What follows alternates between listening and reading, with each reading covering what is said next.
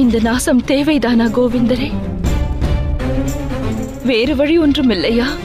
இல்லை சகி, அதை எண்ணியே வேதனையுறுகிறேன். புளித்த பழங்களை ஒரு விருட்சம் நல்கினால் அதை வேரோடு சாய்த்து வேறொரு நல் விருட்சக் கன்றை அங்கு நட வேண்டியது அவசியம்.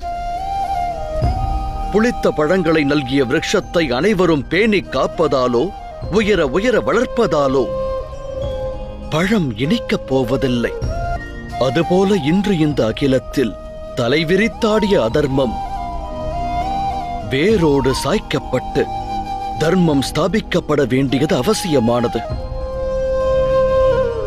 இனிவரும் காலத்தை நல்வழிப்படுத்த உருவாக்கப்பட்ட தவறான வழியை அழிக்க வேண்டியது அவசியமானது.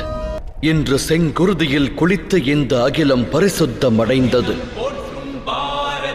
ராஜ்யத்தில் வாழ்ந்த பிரஜைகள் எந்த அதர்மி அரசர்களை போற்றி வந்தனரோ இன்று அவர்கள் அனைவரும் மண்ணில் சாய்ந்தனர். ஆனால் எமக்கு அழிவானது ஏற்படவில்லையே. யாமும் இக்காலத்தில் வாழ்ந்தவர்கள்தானே. நீ அக்னியில் உதித்தவள் திரௌபதி. உனது 5 கணவர்களும் மந்திர பிரசாதமாவார்கள். தம்மில் எவருமே இழுக்கான குருதியை தேகத்தின் இலக்காக்கி பிறக்கவில்லை.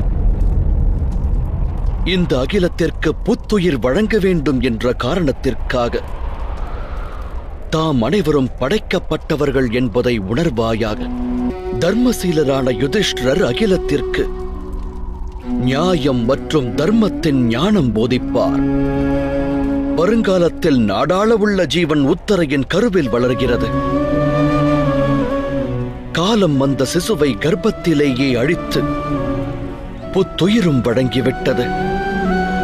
அந்த வகையில் அந்த ஜீவனும் பரிசுத்தமடைந்தது. திரௌபதி, ஏற்பட்ட நாசம் உன்னுடைய குடும்பத்தாருக்கு மட்டும் ஏற்பட்டதல்ல. இன்று அரச குலம் அனைத்தும் அழிவை சந்தித்துள்ளது.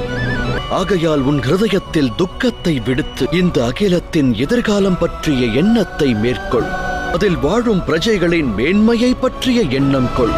கார் இருள் விலகி உதிக்கவிருக்கின்ற புத்தம் புது பிரகாசத்தை பற்றிய ஆனந்தம் கொள்.